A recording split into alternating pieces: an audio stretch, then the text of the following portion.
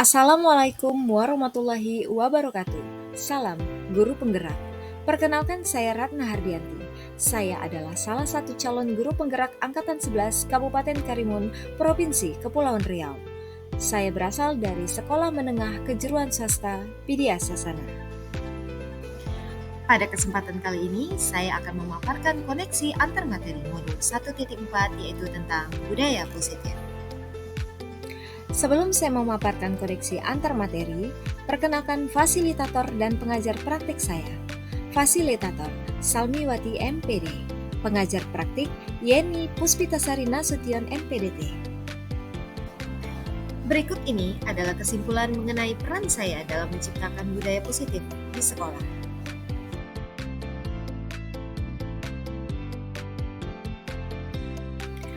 Disiplin positif dan nilai-nilai kebajikan universal. Disiplin positif adalah cara menerapkan sikap disiplin yang bertujuan untuk menumbuhkan kesadaran diri atau motivasi internal berdasarkan nilai-nilai kebajikan, bukan akibat paksaan, pujian, atau hukuman. Disiplin positif lebih mengarah pada disiplin diri dalam melakukan suatu tindakan. Motivasi, hukuman, dan penghargaan serta restitusi. Diana Gosson menyatakan ada 3 motivasi perilaku manusia, yaitu pertama, untuk menghindari ketidaknyamanan atau hukuman. Kedua, untuk mendapatkan imbalan atau penghargaan dari orang lain. Dan yang ketiga, untuk menjadi orang yang mereka inginkan dan menghargai diri sendiri dengan nilai-nilai yang mereka percaya. Keyakinan sekolah atau kelas. Dalam membentuk keyakinan sekolah atau kelas, guru berperan sebagai fasilitator yang memandu murid untuk membuat kesepakatan bersama berdasarkan nilai-nilai kebajikan yang diyakini oleh murid. Keyakinan sekolah atau kelas merupakan pernyataan-pernyataan universal yang mudah diingat dan dipahami untuk diterapkan di lingkungan sekolah. Adapun prosedur atau langkah-langkah untuk membentuk keyakinan sekolah atau kelas adalah: yang pertama, mempersilakan warga sekolah atau murid-murid di sekolah atau kelas untuk mencurahkan pendapat tentang peraturan yang perlu disepakati. Kedua, mencatat semua masukan para murid atau warga sekolah di kertas plano atau papan tulis. Ketiga, menyusun keyakinan sekolah atau kelas. Keempat, mengganti kalimat-kalimat yang berbentuk negatif menjadi kalimat positif. Kelima, meninjau kembali keyakinan sekolah atau kelas secara bersama-sama berdasarkan daftar curah pendapat. Dan yang keenam, seluruh warga sekolah atau kelas menyepakati bersama dengan menandatangani keyakinan sekolah atau kelas. Dan yang terakhir, keyakinan sekolah atau kelas yang sudah ditandatangani dan disetujui bersama dilekatkan di dinding yang mudah dilihat oleh seluruh warga sekolah atau kelas. Keyakinan sekolah atau kelas bertujuan untuk membangun budaya positif di lingkungan sekolah. Dengan adanya keyakinan sekolah atau kelas, diharapkan mampu mewujudkan tujuan dari pendidikan yang lebih berorientasi kepada nilai luhur Pancasila, sebagaimana yang termuat dalam profil pelajar Pancasila. Kebutuhan dasar manusia dan dunia berkualitas. Kebutuhan dasar manusia merupakan unsur-unsur yang dibutuhkan oleh manusia dalam menjaga keseimbangan, baik secara fisiologis maupun psikologis yang bertujuan untuk mempertahankan kehidupan dan kesehatan. Dalam Choice Theory, Dr. William Glasser mengidentifikasi 5 kebutuhan dasar manusia, yaitu: pertama, kebutuhan bertahan hidup. Kedua, kebutuhan kasih sayang dan rasa diterima. Ketiga, kebutuhan penguasaan atau kebutuhan pengakuan atas kemampuan. Yang keempat, kebutuhan kebebasan, yaitu kebutuhan akan pilihan. Dan yang kelima, kebutuhan kesenangan atau kebutuhan untuk merasa senang. Glasser menyatakan bahwa kapasitas untuk berubah ada di dalam diri kita. Jika kita dapat mengidentifikasi kebutuhan apa yang mendorong perilaku kita, maka perubahan perilaku positif dapat dimulai dengan mencari solusi untuk memenuhi kebutuhan tertentu dengan cara yang positif. Kemudian, dunia berkualitas adalah tempat khusus dalam pikiran dan tempat menyimpan gambaran representasi dari semua yang kita inginkan. Untuk masuk ke dunia berkualitas, sesuatu itu harus terasa sangat baik dan memenuhi setidaknya 1 atau lebih kebutuhan dasar. Restitusi 5 posisi kontrol. Terdapat 5 posisi kontrol guru dalam restitusi. Yang pertama, guru sebagai penghukum. Kedua, guru sebagai pembuat merasa bersalah. Ketiga, guru sebagai manajer. Keempat, guru sebagai pemantau. Dan yang kelima, guru sebagai teman. Posisi kontrol guru merujuk pada pendekatan yang digunakan oleh guru dalam mengelola perilaku dan disiplin murid.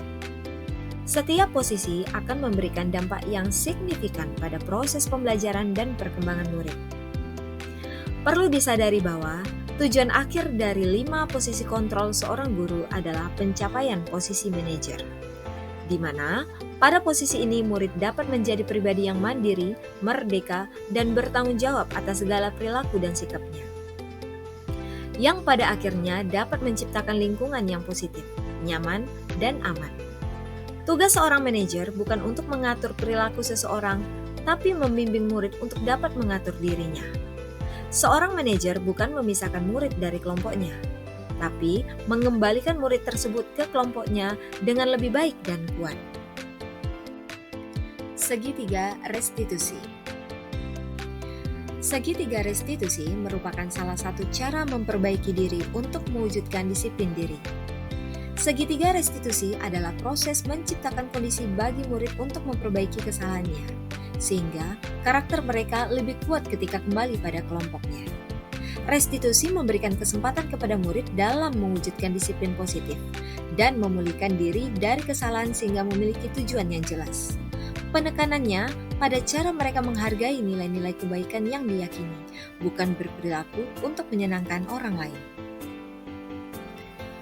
Adapun tahapan-tahapan dalam segitiga restitusi adalah: yang pertama, menstabilkan identitas. Kedua, validasi tindakan yang salah. Dan yang ketiga, menanyakan keyakinan. Menstabilkan identitas merupakan tahapan di mana guru berupaya menenangkan suasana dalam mencari solusi. Pada proses menstabilkan identitas, bahwa kesalahan yang terjadi merupakan proses dari bagian pembelajaran, yang nantinya akan menggeser identitas gagal ke arah identitas sukses. Validasi tindakan yang salah mengacu pada proses pengakuan atau pengesahan atas tindakan yang tidak sesuai dengan hukum atau norma yang berlaku. Pada proses validasi tindakan yang salah merupakan upaya memenuhi suatu kebutuhan tertentu sehingga guru akan lebih mengenali kebutuhan murid. Menanyakan keyakinan merupakan tahap di mana guru memberikan pertanyaan yang bermakna kepada murid untuk mendorong agar munculnya motivasi intrinsik dengan tujuan murid mampu mengaitkan keyakinannya dengan tindakan yang salah. Keterkaitan antar materi. Terbentuknya budaya positif di lingkungan sekolah tidak terlepas dari tujuan pendidikan nasional, sebagaimana yang termuat dalam filosofis pendidikan menurut Ki Hajar Dewantara, yang pada prosesnya juga terdapat peran dan nilai-nilai guru penggerak serta visi guru penggerak. Keterkaitan budaya positif dengan filosofis pendidikan Ki Hajar Dewantara ialah budaya positif yang terbentuk di lingkungan sekolah bertujuan agar murid memiliki dorongan positif dalam dirinya sendiri, yang merupakan proses memerdekakan dirinya sehingga murid lebih mandiri dan bertanggung jawab. Hal ini tentunya sesuai dengan konsep merdeka belajar menurut Ki Hajar Dewantara, yakni mendidik dan mengajar adalah proses memanusiakan manusia, sehingga harus memerdekakan manusia. Tidak hanya itu, pada prosesnya hal ini juga merupakan pendidikan yang berpihak pada murid dan bersifat menuntut. Keterkaitan budaya positif dengan nilai-nilai dan peran guru penggerak. Dalam mewujudkan budaya positif, tentunya seorang guru harus memiliki 5 nilai-nilai guru penggerak, di antaranya berpihak pada murid, mandiri, reflektif, kolaboratif, dan inovatif. Keberpihakan kepada murid adalah kata kunci dalam menerapkan budaya positif, sehingga nilai-nilai yang lain akan mengikuti. Selain itu, guru juga harus memiliki 5 peran untuk mewujudkan budaya positif di lingkungan sekolah, yaitu menjadi pemimpin pembelajaran, menggerakkan komunitas praktisi, menjadi coach bagi guru lain, menjalin kolaborasi antar guru, dan mewujudkan kepemimpinan murid. Maka dari itu, Peran sebagai pemimpin pembelajaran dan agen perubahan yang dikuatkan juga oleh peran-peran guru penggerak yang lain akan menjadi pelopor perubahan budaya sekolah yang positif. Kemudian, keterkaitan budaya positif dengan visi guru penggerak. Melalui visi guru penggerak, kita dapat mewujudkan sebuah perubahan yang diinginkan, agar terbentuk budaya positif dengan tujuan terciptanya sekolah yang nyaman, aman, menyenangkan, berpihak pada murid, serta memiliki karakter sebagaimana yang tercantum pada profil pelajar Pancasila, di mana hal ini tentunya sesuai dengan filosofi pendidikan menurut Ki Hajar Dewantara. Refleksi. Sejauh mana pemahaman Anda tentang konsep-konsep inti yang telah Anda pelajari di modul ini, yaitu disiplin positif, teori kontrol, teori motivasi, hukuman dan penghargaan, posisi kontrol guru, kebutuhan dasar manusia, keyakinan kelas, dan segitiga restitusi? Adakah hal-hal yang menarik untuk Anda dan di luar dugaan? Setelah mempelajari modul 1.4, akhirnya saya memahami konsep inti dari modul ini, yakni tentang budaya positif.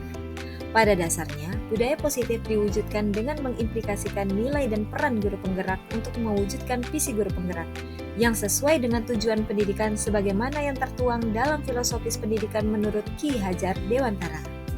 Pemahaman ini akan saya implementasikan dalam lingkungan sekolah, serta akan saya imbaskan kepada rekan guru lain. Hal yang menarik bagi saya adalah antara modul 1.1, 1.2, 1.3, dan puncaknya di modul 1.4 memiliki hubungan yang unik dan tak terpisahkan antara satu dan lainnya. Saling memiliki keterkaitan yang menurut saya sangat menarik. Adapun hal yang di luar dugaan saya adalah adanya keterkaitan antara budaya positif dengan peningkatan kesejahteraan mental, emosional, dan perubahan sikap murid yang bergeser ke arah positif. Perubahan apa yang terjadi pada cara berpikir Anda dalam menciptakan budaya positif di kelas maupun sekolah Anda setelah mempelajari modul ini? Adapun perubahan yang terjadi pada cara berpikir saya dalam menciptakan budaya positif di kelas maupun sekolah adalah saya menyadari bahwa pemberian penghargaan kepada murid bukan merupakan tindakan yang efektif dalam memunculkan motivasi intrinsik agar mereka bisa memerdekakan diri mereka. Akan tetapi, reward atau penghargaan justru dapat mengecilkan motivasi intrinsik pada murid karena telah terbiasa melakukan sesuatu atau mempelajari sesuatu atas dasar iming-iming hadiah atau reward tertentu. Meskipun di suatu kondisi terkadang reward juga memiliki dampak positif, namun jika dibiasakan maka motivasi intrinsik kemungkinan sangat kecil untuk muncul. Karena salah satu akar dari tumbuhnya budaya positif di lingkungan sekolah adalah dengan memunculkan dorongan positif dari dalam diri murid atau motivasi intrinsik agar murid bisa merubah perilakunya yang mengarah kepada disiplin positif untuk mewujudkan budaya positif. Pengalaman seperti apakah yang pernah Anda alami terkait penerapan konsep-konsep inti dalam modul budaya positif baik di lingkup kelas maupun sekolah Anda? Pengalaman yang pernah saya alami terkait penerapan konsep-konsep inti dalam modul budaya positif baik di lingkup kelas maupun sekolah adalah saya pernah menangani murid yang tidur ketika jam pelajaran dengan menggunakan segitiga restitusi, yang langkah-langkah penerapannya meliputi menstabilkan identitas, validasi tindakan yang salah, dan menanyakan keyakinan. Dengan menerapkan langkah-langkah segitiga restitusi dalam menangani kesalahan murid, hasil yang saya lihat bahwa murid memiliki kesadaran sendiri tentang kesalahan apa yang dilakukannya dan perlu diperbaiki. Ketimbang saya harus memberikan hukuman yang justru membuat murid mengulangi hal yang serupa dan kurang menyadari akan kesalahan yang dia lakukan. Bagaimanakah perasaan Anda ketika mengalami hal-hal tersebut? Perasaan saya ketika mengalami hal tersebut adalah saya merasa bersyukur karena dengan adanya segitiga restitusi, saya mampu menjadikan murid belajar dari kesalahan yang telah ia perbuat. Dan saya juga merasa sangat senang karena murid mampu dan berani mengakui kesalahan yang ia perbuat ketika saya menangani permasalahannya. Ketimbang saya harus memarahinya dan langsung menghukumnya atas kesalahan yang ia lakukan yang membuat murid sulit untuk menyadari kesalahan yang telah ia perbuat. Menurut Anda, terkait pengalaman dalam penerapan konsep-konsep tersebut, hal apa sajakah yang sudah baik? Adakah yang perlu diperbaiki? Adapun hal yang sudah baik menurut saya adalah Munculnya motivasi intrinsik pada diri murid melalui segitiga restitusi dalam menangani kesalahan murid untuk menciptakan budaya positif. Kemudian, hal yang perlu diperbaiki menurut saya adalah saya harus bisa memposisikan diri saya sebagai manajer dalam menangani kesalahan murid. Sebelum mempelajari modul ini, ketika berinteraksi dengan murid berdasarkan 5 posisi kontrol, posisi manakah yang paling sering Anda pakai, dan bagaimana perasaan Anda saat itu? Setelah mempelajari modul ini, posisi apa yang Anda pakai, dan bagaimana perasaan Anda sekarang? Apa perbedaannya? Sebelum saya mempelajari modul 1.4, khususnya tentang posisi kontrol yang sering saya gunakan adalah sebagai penghukum dan posisi sebagai teman. Perasaan saya saat itu ketika saya menjalankan posisi saya sebagai penghukum, selalunya sesudah saya menghukum murid, saya merasa bersalah karena harus memberikan hukuman jika anak berbuat kesalahan. Tidak hanya posisi sebagai penghukum saja, terkadang saya juga menggunakan posisi sebagai teman. Namun, posisi sebagai teman kurang efektif, karena murid cenderung menganggap permasalahan menjadi sepele dan memiliki peluang untuk diulangi kembali. Namun, setelah saya mempelajari modul ini, saya mulai menerapkan posisi saya sebagai manajer dalam menangani permasalahan murid. Perasaan saya tentu menjadi sangat senang karena saya tidak perlu menghukum murid dari kesalahan yang ia lakukan, melainkan dengan pendekatan yang efektif melalui posisi manajer ini, saya berkesempatan menumbuhkan rasa tanggung jawab pada diri murid. Sebelum mempelajari modul ini, pernahkah Anda menerapkan segitiga restitusi ketika menghadapi permasalahan murid Anda? Jika iya, tahap mana yang Anda praktekkan dan bagaimana Anda mempraktekkannya? Sebelum saya mempelajari modul 1.4 ini, saya pernah mempraktikkan segitiga restitusi pada tahap menstabilkan identitas dan validasi tindakan yang salah. Pada tahap menstabilkan identitas, saya mempraktikkannya dengan mengutarakan kalimat, "Ibu juga pernah melakukan kesalahan." Dan pada tahap validasi tindakan yang salah, saya mempraktikannya dengan mengajukan pertanyaan ke murid seperti, "Kira-kira apa alasan kamu melakukan hal itu?" Selain konsep-konsep yang disampaikan dalam modul ini, adakah hal-hal lain yang menurut Anda penting untuk dipelajari dalam proses menciptakan budaya positif, baik di lingkungan kelas maupun sekolah?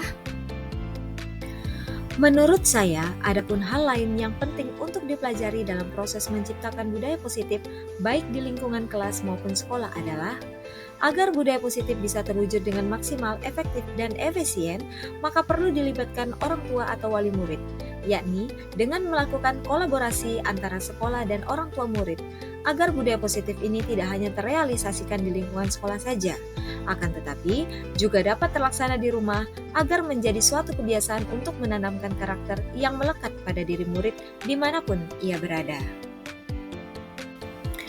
Demikian yang dapat saya sampaikan terkait koneksi antar materi dari modul 1.1 hingga modul 1.4. Saya ucapkan terima kasih.